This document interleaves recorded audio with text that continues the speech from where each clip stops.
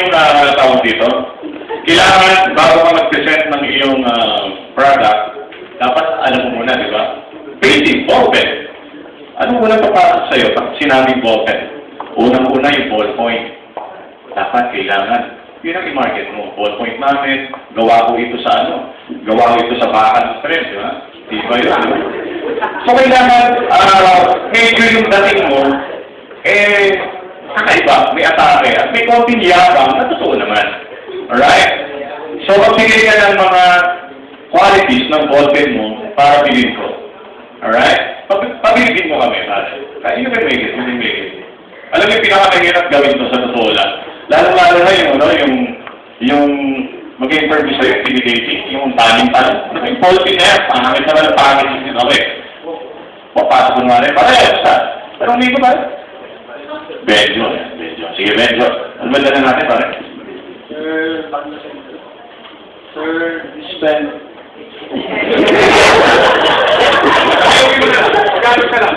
Yourself.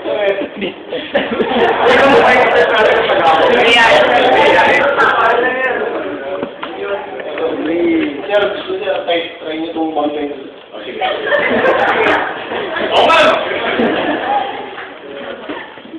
Siyempre na, itong ballpen ko sabi, hindi na kong pinagpinta sir.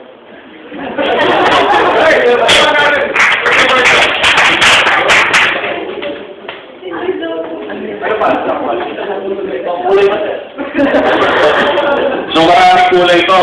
Alright? Yung ballpen, pilot. Bakit? Gamit ka ng piloto ito, ba't pilot ang pangalan? Alright? Gamit ng piloto. Alright? Ano bang qualities yan? Pag-ibigay ka ng product, you should know the price, competitive ba yan, quality, tapos yung importante, yung availability ng product. Baka naman nagbenta tayo ng produkto, available pa sa Dubai o sa Korea, na hindi naman available sa Philippines or sa market. We should know. We should know how to attack.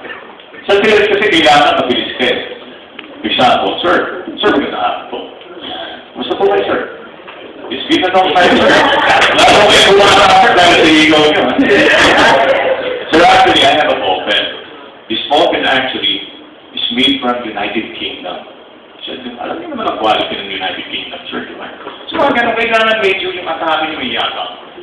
Pero dapat, alam mo sinasabi. Alright? Saan ba United Kingdom na yan? Sinabi sa'yo, eh. Sir, part po yan ng China, eh. So, medyo, speak. Alright? Wala na. Tingnan natin, ha? Tingnan natin kung sino mas magaling sa kanilang dalawa. Okay na ba? Sige, next. Talaka pa natin. Mamaya may parang huli na girls para naman. Yung girl naman, para tingnan natin ang kanila. Alright? Thank you, ha? Pero yung confident niya, yung confident level niya, konting tingnan pa pero malakas loob niya, pwede sa sales yun. Pwede sa sales. Siyempre naman, unang ako ng ballpen, di mo naman alam yung quality pa, di mo naman alam lahat. Kaya okay lang ganun talaga yung nangyayari. Alright? Go, pare.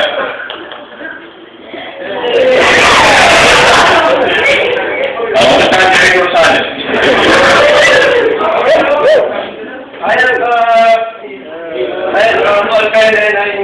I have to market this ballpen to you, sir, because this ballpen, the quality of this ballpen, kapag binagsak ko na.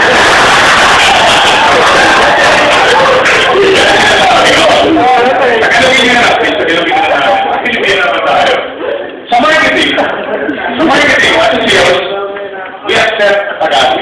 Sa Makati, tinatanggap yun. Kasi nga, mahirap mag-express ng English eh. Hindi ka naman pupunta sa grocery, nag-iilisip mo pa yung may-ari, right? Sir, I want you to know, this open is made from United Kingdom, ano sana ka makakawin mo? Hindi ka naiintindihan naman. Nagkakaroon ka lang, brother. Ayun na. Sige.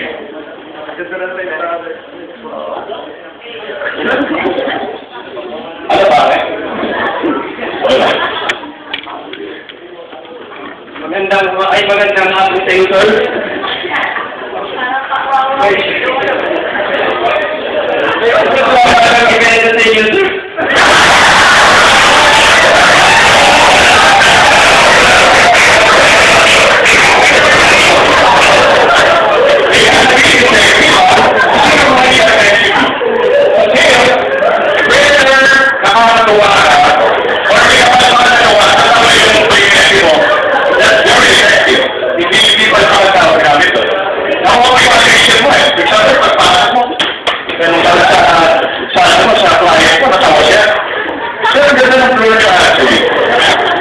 floor mo. Tapos yung sir, ang ganda ng hygiene ng office sir. Tama lang ka naman sir. Pero kinukuha mo ni Lord niya. Ay, ang paborito ko yung floor na yan, ganyan. Ano yan, marbles yan. Magyayabang na siya, pero kinukuha mo ni Lord niya. Ang technique sa sales, mga kaibigan, kunin niyo muna yung Lord niya. Huwag muna kayo makatake, sir. For example, may ginagawa yan, di ba? Presidente ng Meralco. May ginagawa siya, bigla kang pumasok. Sir, may dala akong ballpen, gusto mo? Binibenta ako. So, parang medyo nakakagulat eh. Hindi pasok. Di ba? Parang nalilito tayo. Mahal mo ba ako? Safety sa ganun. Ganun yun. Mahal mo ba ako? Hindi mo pa nga alam pangalan ko. Hindi mo alam kung may asawa na ako. Hindi mo alam kung saan ako nakatira. So, ganun. Kailangan, kunin mo muna yung loob niya.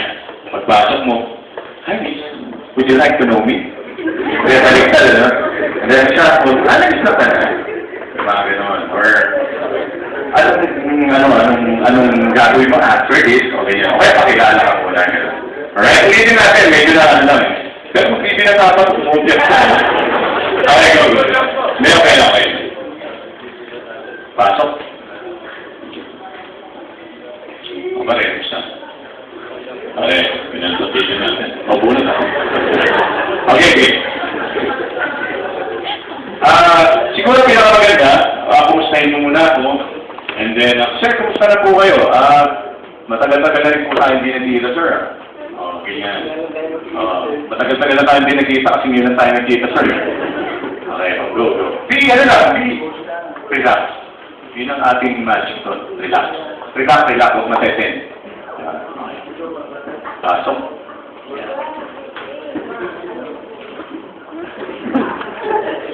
Afternoon, sir. Parang malkara.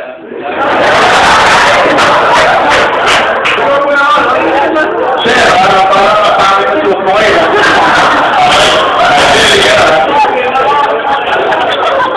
Maganda yung outfit natin, sir. Gusto namin, sir. Buti nga pare. Okay naman, sir.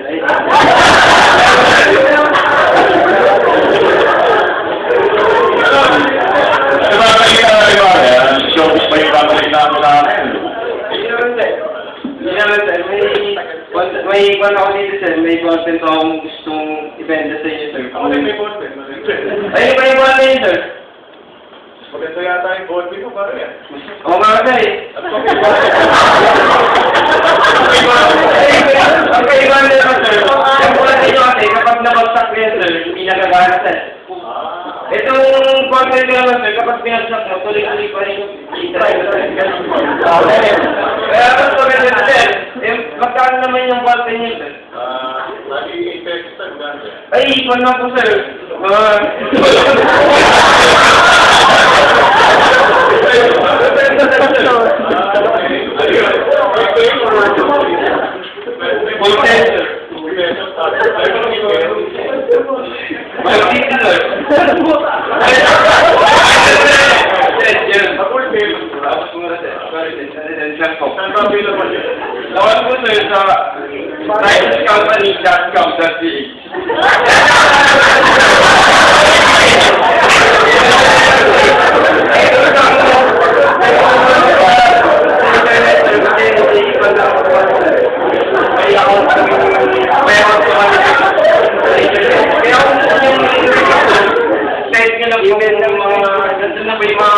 Quality na itong content na ito, sir.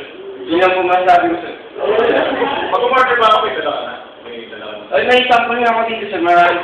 Sige, Sige mo sa inyo, sir. para matay. Sige, sir. Ano pa natin?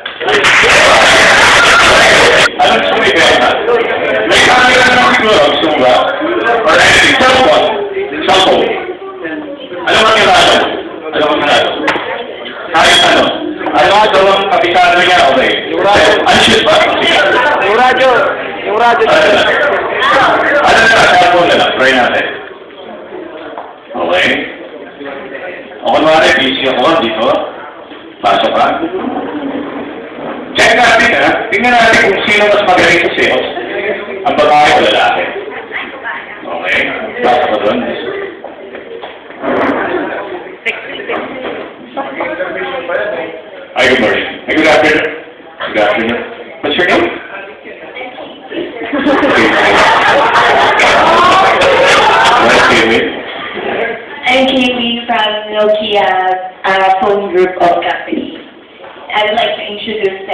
sir, yung bago namin ino-offer ng mobile.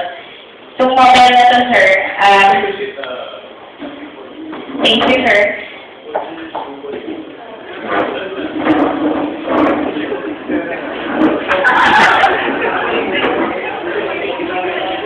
Yung mobile na to, sir, it will be very useful sa company ninyo. Pwede nyo rin siyang i-distribute sa mga ahente nyo since you are engaged in a business wherein marami kayong distribution channels na kailangan abutin. So, ito pong mobile na to, sir, affordable.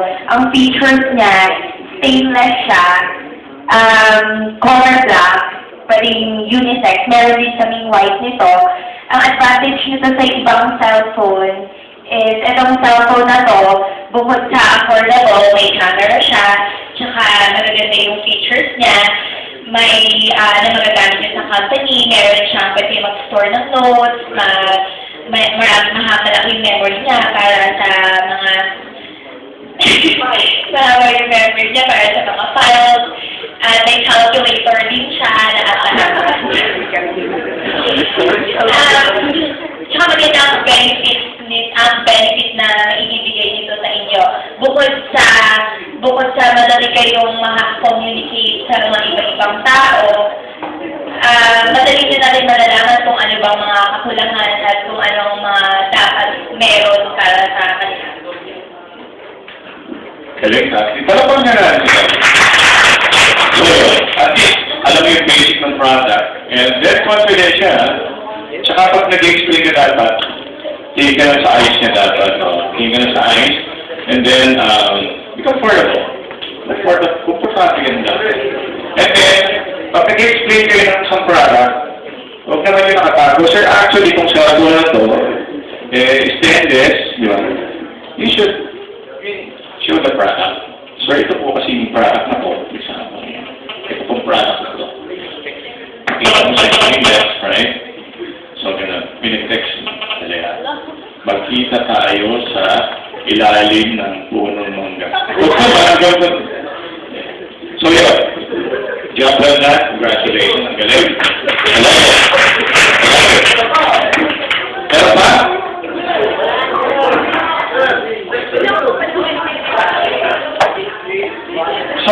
So expect that. Pag sila yung tinatahan, expect that. Almost 70 to 80% na magawa sa inyo.